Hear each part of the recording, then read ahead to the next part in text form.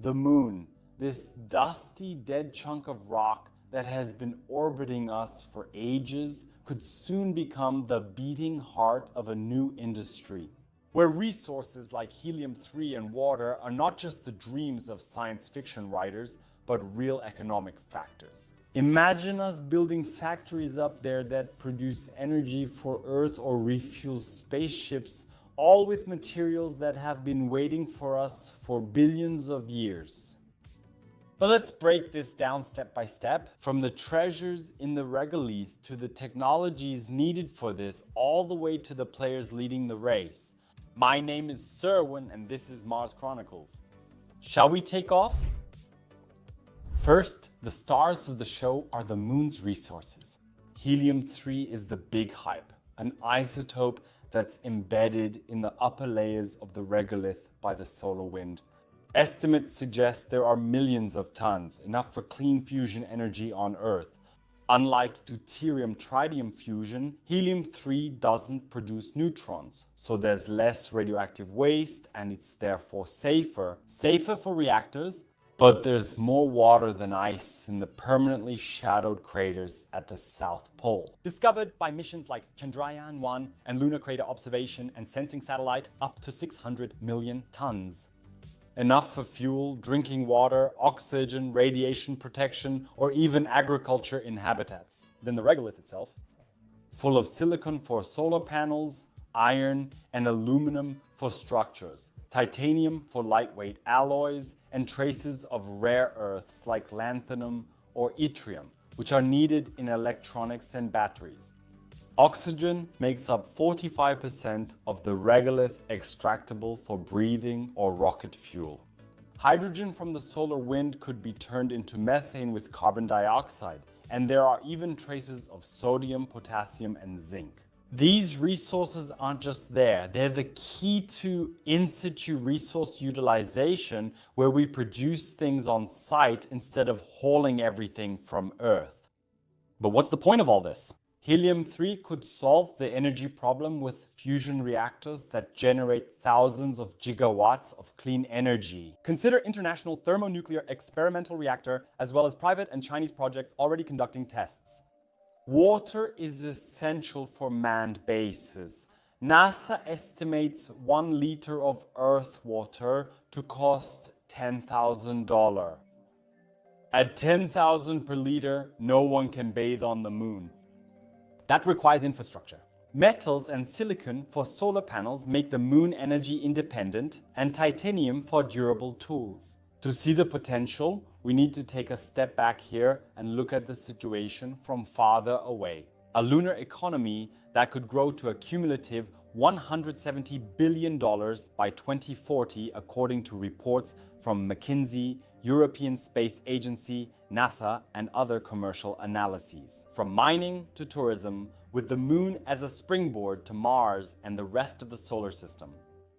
By 2050, the cislunar space, meaning the area between Earth and the moon, could generate up to $10 trillion annually, driven by helium-3 exports for fusion energy, water extraction for fuel, and the production of solar panels from local silicon, which dramatically lowers the costs of interplanetary missions, self-sustaining bases with robots, and 3D printing factories where we not only mine resources but also refuel habitats and ships. A real hub for humanity.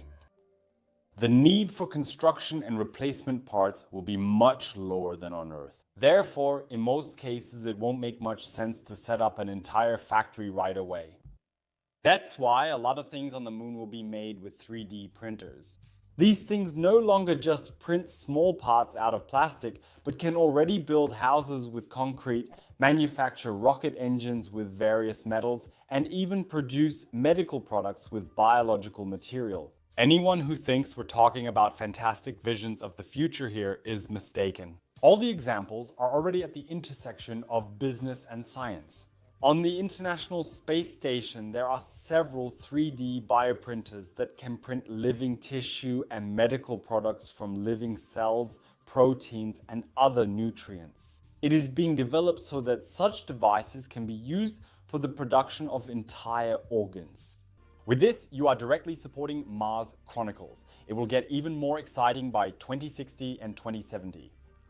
Forecasts predict exponential growth. The space sector could reach over $2 trillion in total. The moon serves as a central hub for the colonies, housing thousands of inhabitants. By the year 2100, the lunar industry could contribute trillions with full integration into the global economy.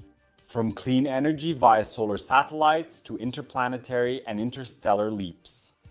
Of course, all of this depends on breakthroughs like Blue Origin's MRI reactor. I made a separate video about that. That's why we won't go into it further here. The video is linked below. In any case, the numbers show that the moon is not just a museum, but an economic powerhouse that benefits all of us. Think about gigantic telescopes on the far side of the moon. By the way, I've also linked a video about that below. Automated factories, bustling colonies, and a constant coming and going. But now you might ask, what would we even want to do there if everything is automated anyway? Excellent question. To answer that, we need to take a closer look at the players on our lunar chessboard. So who are the players? I'll leave it to your own judgment to decide who's leading here. In any case, NASA is planning to establish a permanent base at the South Pole with Artemis for water extraction by 2028, in partnership with a whole range of private companies. Among them is SpaceX, whose Starship will handle the transportation. Blue Origin's Blue Moon lander targets Helium-3 and regolith processing, backed by NASA tipping point grants. European Space Agency brings expertise in robotics, such as the Prospector rover for resource mapping. If short-sighted politicians don't get in the way again, Europe could take a leading role here through European Space Agency and no longer just be a substitute on the sidelines. The other players certainly have the political will. So their industry is pulling in the same direction. China, with China National Space Administration and the Chang'e program, has already brought back samples and is making plans. The International Lunar Research Station is planned by 2030, focusing on Helium-3 extraction. India's Indian Space Research Organization with Chandrayaan-3 has confirmed water and is joining Artemis. Private companies like Astrobotic or Intuitive Machines are testing landers, and Lockheed Martin is building habitats. Just to name a few examples, SpaceX plays a key role here. They act like a kind of catalyst that's just now starting up this massive lunar economic engine. China wants to, for obvious geo or lunar political interests, be at the very forefront of this race. Where China is, Americans are too. SpaceX is also sending thousands of Starships into the race, and the construction of their 2 Starship factories in Texas and Florida shows that they really mean it. The 1,000 Starships won't be built overnight, of course, but will probably be constructed gradually over the course of 10 to 20 years. And once again, China won't just sit on their hands for those 20 years and watch as SpaceX, an American company, builds a colony. They'll be hot on your heels. I'd like to dive even deeper into the subject here. At the moment, on the surface, you might think China's at least 10 years behind SpaceX technologically. However, what you shouldn't forget here is that SpaceX accomplished all this as a private company in a highly regulated environment. If one or more of the Chinese SpaceX copies achieve a breakthrough, they will have access to all the resources of the party and therefore the entire nation. And mass production is something the Chinese are really good at. They can scale up much faster than would be possible in the West. They train a lot more engineers and are generally hungrier than is the case here. We have to be honest with ourselves and face this fact. By the way, if you want to get news like this and other space updates directly in your inbox, then sign up now for the Mars Chronicles newsletter for free at marschroniken.space. The link is below in the description. So, what does it take to get started? Energy and tech for extraction? This is where Blue Origin's breakthrough with the MRI reactor comes into play. Molten regolith electrolysis, which extracts molten regolith and oxygen, silicon, iron, and aluminum. In September 2025, they passed the critical design review. With demos, build the solar panels from simulated lunar regolith. The MRI reactor could be the first factory. It heats the regolith melt, which separates elements electrochemically and produces breathable oxygen and metals at 1600 Celsius. NASA has invested 35 million and tests show stable processes. Blue Origin will show us a demonstration on the moon in the next 2 years. In addition, robotics for mining resources like NASA's Viper rover, which will search for water starting in 2027. The initial production will probably be oxygen and water as fuel. Think of the Mars Oxygen in-situ resource utilization experiment on the Mars rover Perseverance, which turns carbon dioxide into oxygen.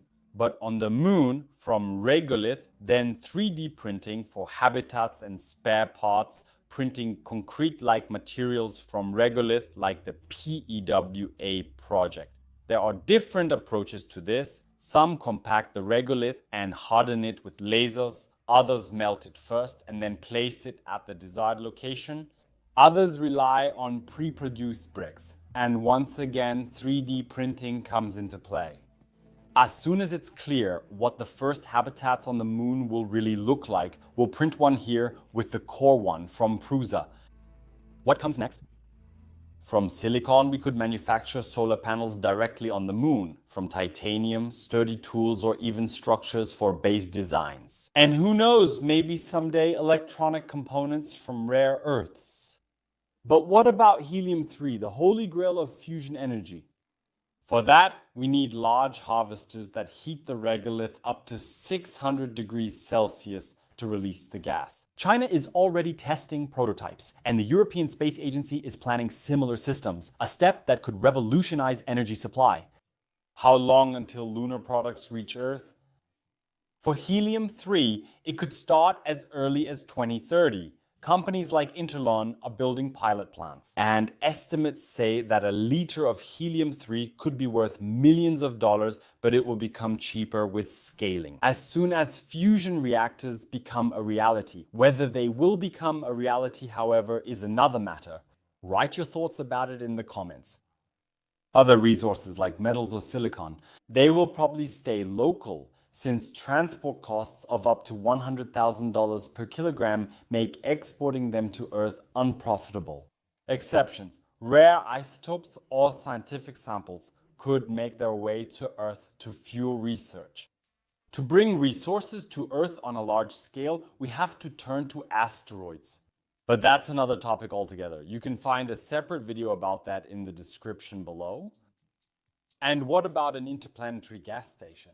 Not only is it absolutely doable, but it's also one of the first milestones of a lunar base. Water from the moon's craters can be split into hydrogen and oxygen by electrolysis, perfect fuel for spaceships. To produce methane, you also need carbon, which is also found on the moon, but in smaller quantities than water. That greatly cuts the energy needed for Mars trips.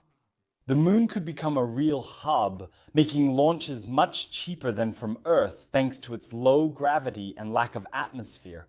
With bases like the Artemis Base Camp as a hub, a port for Earth-Moon-Mars transfers is created. Of course, there are hurdles: abrasive moon dust, cosmic radiation, high initial costs. But with technologies like Blue Origin's MRI reactor and in-situ resource utilization, it won't be like that. It's not just a dream, but soon reality.